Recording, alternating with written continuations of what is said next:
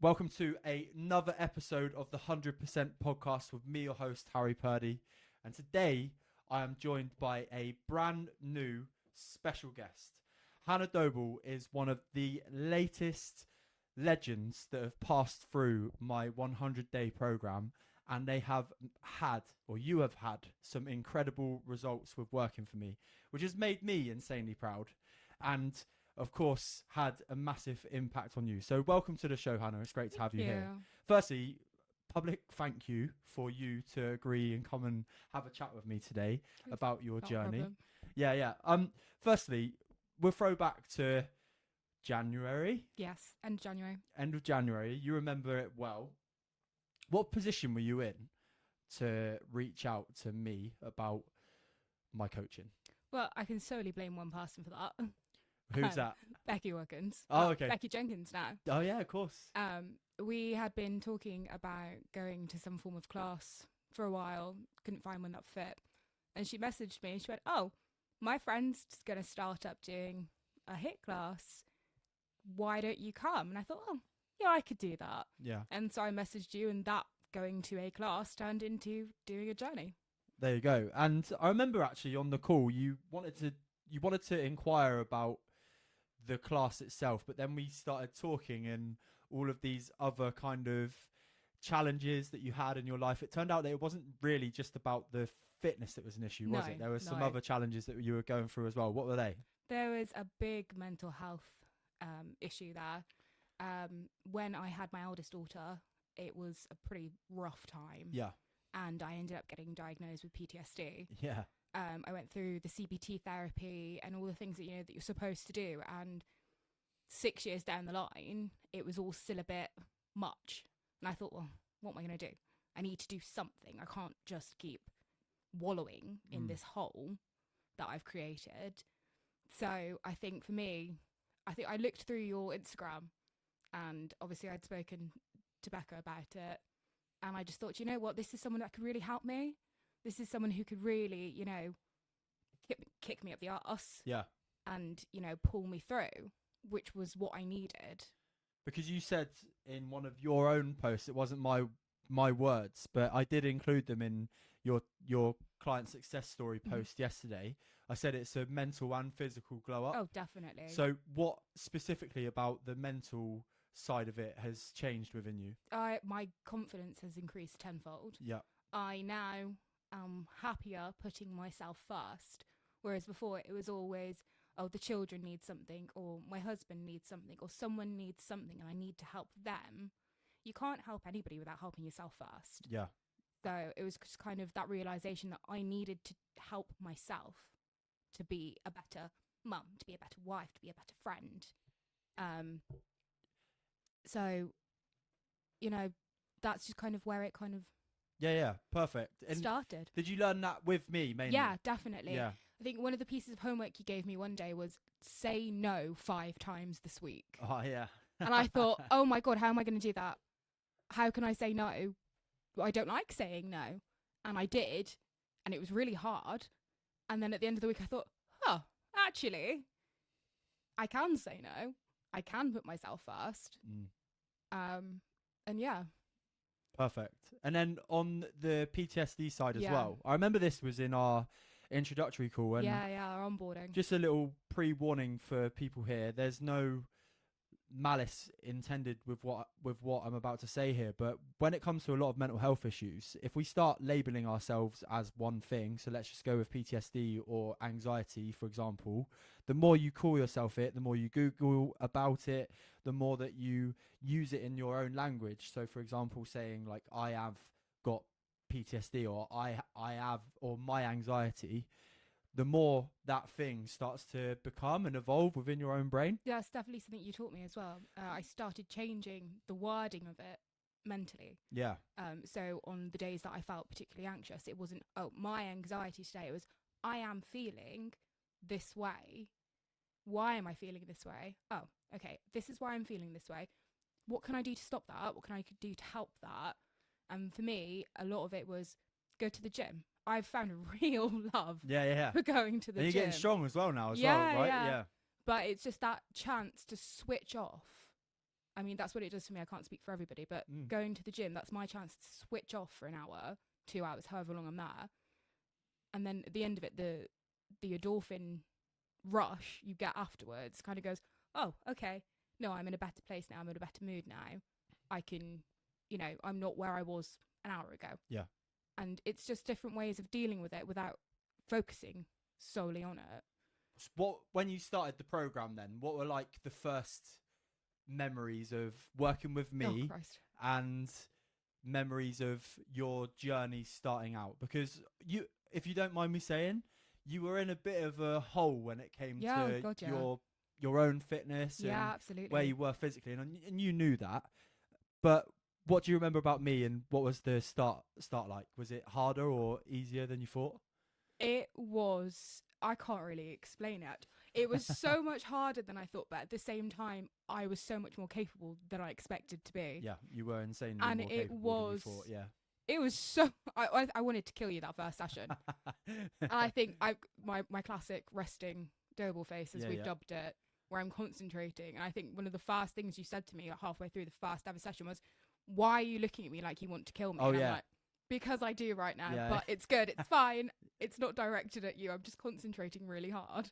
So what was it about me as a coach that made you click and be able to stick to the whole 100 days? Because there obviously has been examples before where people haven't, and I know other coaches as well have experienced clients that haven't completed the full thing. But what was it about me that clicked with you? I mean this as lovingly as possible. Yeah. You get my back up. Yeah, nice. You rile me, and then I want to prove you wrong. Sick. So you push me, you challenge me, but it's always in the right way. Like when I'm having a particularly bad day, or when I was having a particularly bad day, I'd come in and I'd say, look, I'm not feeling it today. I need nice Harry. Yeah, that's right. I remember you saying that. And on those days, I needed you to be slightly more encouraging, slightly more, come on, you can do this, keep going, don't give up, get out of your head. And that's what you gave me. And on the other days where I needed you to kick my ass, you did. Yeah. And that's what made, for me, that's what made it click and made me go, do you know what, actually, this is the person I needed. This is the program I needed. And I loved it. I loved my 100 days. I'm definitely not giving up. Yeah, I'm amazing. definitely not going back. And like I said, it's changed my life. What would you say, because I openly say that the 100 days is there for people to use as long as they want, right? It is 100 days essentially, but obviously, you can message me for little chats and that here and there. But what is it about what I offered you within that 100 days that you're going to take now for the rest of your life?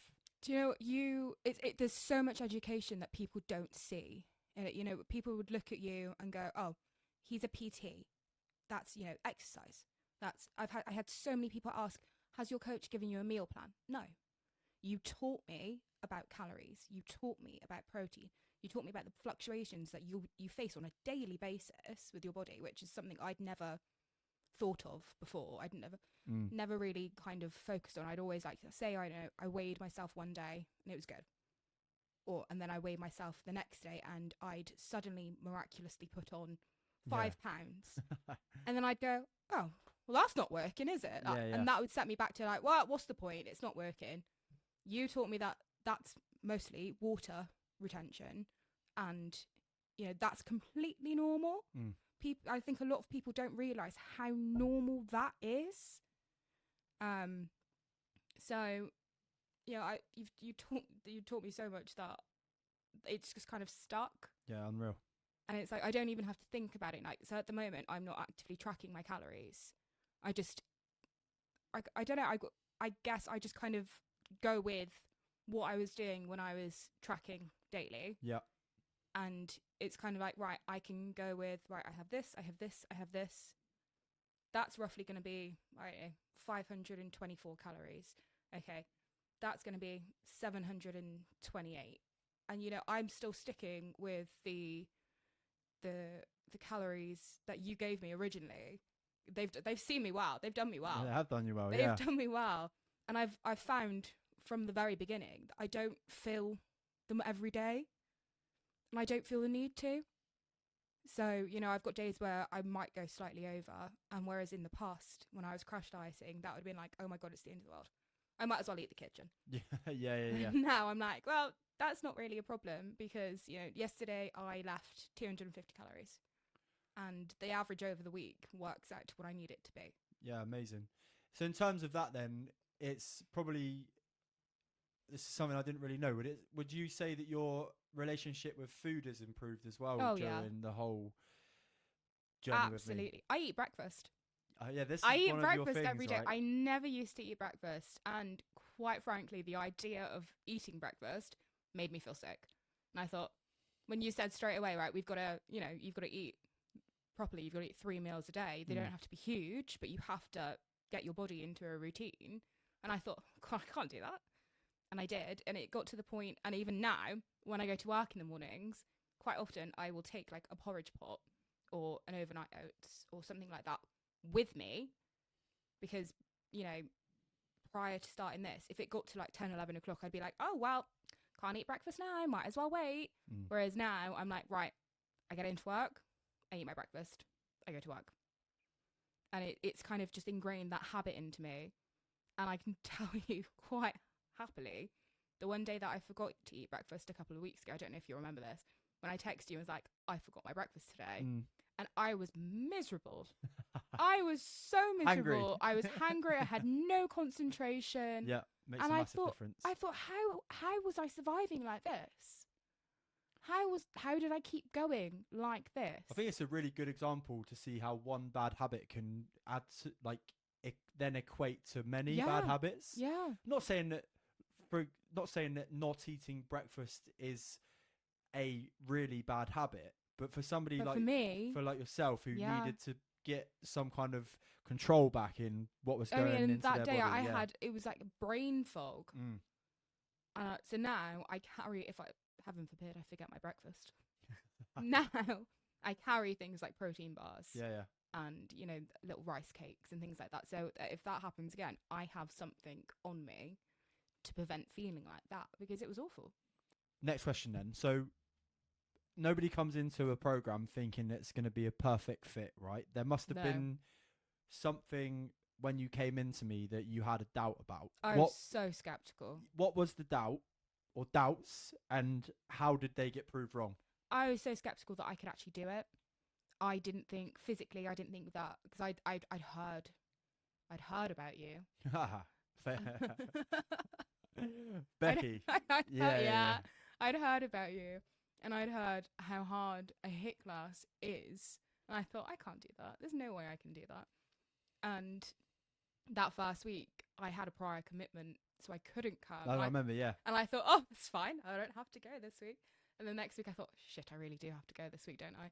And I came, and I remember walking in there and thinking, there's no way I'm going to be able to do half the stuff he wants me to do. I'm just going to look like an idiot. I'm not going to be able to do it. And I could. And I don't know if that was partially my own stubborn will, or the fact that you tailor everything to your clients. You'll take something, and if they can't do it, or they can't do it happily, you'll go, okay, right, do that then. Yeah. Try it that way. You help everybody. You're not going, right, ruling with an iron fist, you do that or you get out, which is what I kind of expected. Yeah. Instead, it was, you can't do that? That's fine. We'll work on that. In the meantime, try this. And I remember finishing that first session, and other than being absolutely bollock tired, I remember going, I can do it, and he's going to help me do it. And that meant so much to not be written off as someone who, oh, she can't do that. So aside from the class itself, which you were always going to find difficult because you'd not exercised in so long, was there any other like mental blockages that you had that I enabled you to unlock? Well, I mean, I've got 2 kids. Yep. My eldest is autistic. She's a hell of a kid. Hell of a kid. But, you know, that comes with its own challenges. Yeah, of course. I'm currently retraining career-wise, so all of these adding up mean I'm actually a very busy person. I don't have a lot of time for myself. And I never made time for myself either. So I thought, you know, I'm not going to be able to give this 100%. I'm not going to be able to Forgive the yeah, I'm not going to be able to give this 100%. I'm not going to be able to live up to the expectation of putting myself first. And actually, it came in dribs and drabs. I can. Yeah. And I did. Unreal. And I'll never forget. One day you said to me, I came in, I thought, I'm really not feeling this today. And I said to you, look, I'm operating at about 40% today. And you went, if 40% is all you've got, that's 100%. Yeah. And I just thought, oh, okay. That was the day I needed nice Harry.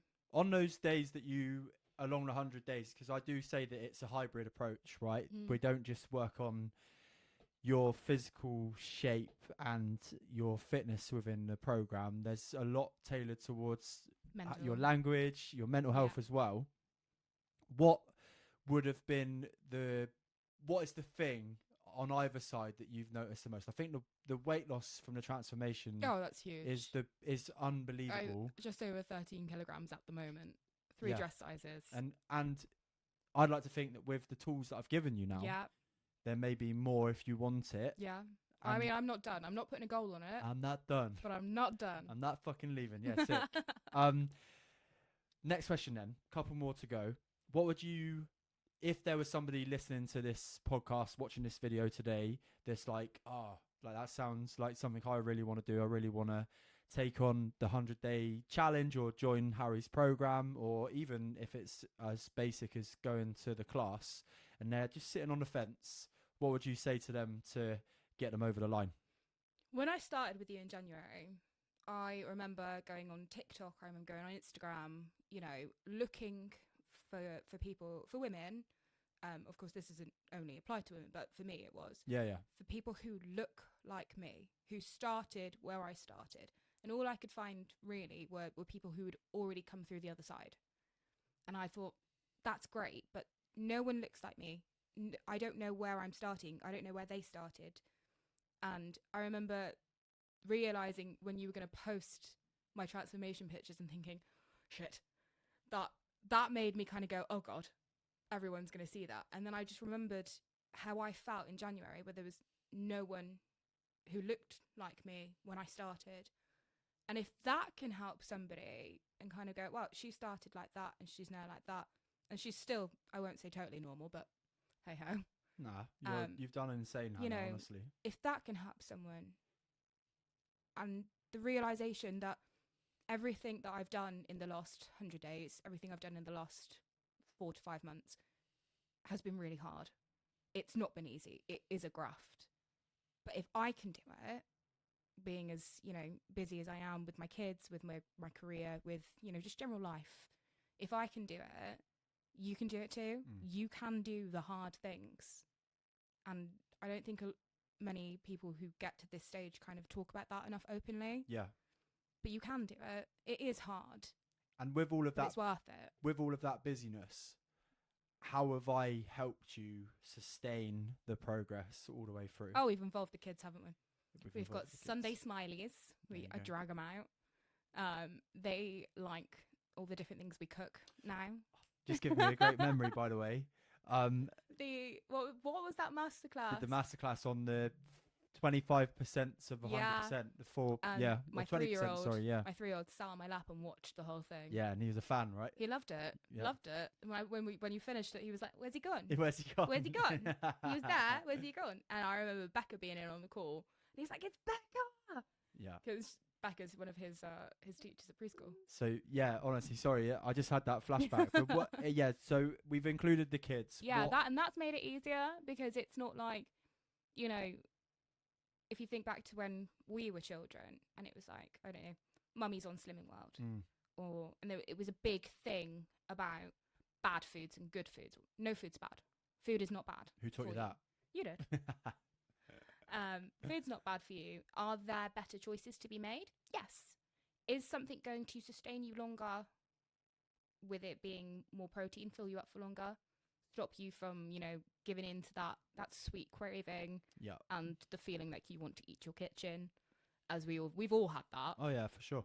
Has that helped? Yes. And being able to teach my kids that as well, you know, that's great. Like, they now go, instead of well, they've always been like little fruitaholics, I call them. But instead of going, I want biscuits, I want what, they're like, shall we have a banana? Yeah, nice. We'll have a banana today. I'm like, okay. Perfect. So, last question then. What is the biggest impact? What has been the biggest impact of working with Harry Purdy on your life over the last 100 days? Everything. You have totally changed my mindset. Totally. It's like you've retrained my brain. In 100 days? In 100 days, you've retrained my brain. I'm impressed at myself for that, yeah. Gone are all the, bad foods, scales, what the scales say is, law. Gone are all the negative connotations about losing weight. And, you get that a lot of people get well, if I don't lose this much this week, I'm not doing it right, or it's not working, I'm not good enough. That's all total shit. You are good enough. You can do it. You need to learn about your body. So that, learning all of that, everything you've taught me, it has totally retrained my mindset on the way that I view pretty much everything. And unreal. It is. What is the best bit of advice that I've given you over the last 100 days? How long have we got? Because yeah, well, 1 minute if you can summarize. Say no. Say no. Say no. Put yourself first. Sick. It is hard, but you can do it. And you don't have to do it and be selfish. You can still say no and be a good person. You can still say no and be a good mum, wife, friend, employee. You can put yourself first, and that's okay. Hannah Doble, this has been an incredible conversation. I'll put it on record and say you've been such great fun to work with. Challenging at times, but fun 100%. And you said yesterday, amazing, but also pain in your ass. A pain in the ass as well, yeah. But I will forever remember the death stare. That will go down long in the memory. But seriously, it's been absolute pleasure. If you have enjoyed listening to this episode of Transformation with Hannah Doble and myself, Harry Purdy, please go over to Apple Podcasts and Spotify and drop a 5-star review. If you're watching on YouTube, you're on YouTube, by the way. Oh my god. Give them a wave. If you're watching on YouTube, like, subscribe below. And of course, if you are interested in working with me within a 100-day program, drop me a message just with the numbers 100, and I'll reply to you with all the details to just see if we are a good fit of working together. Thanks very much. Oh, thank you, Hannah. Thanks very much for watching. I'll see you here with a new episode every Friday. Take care.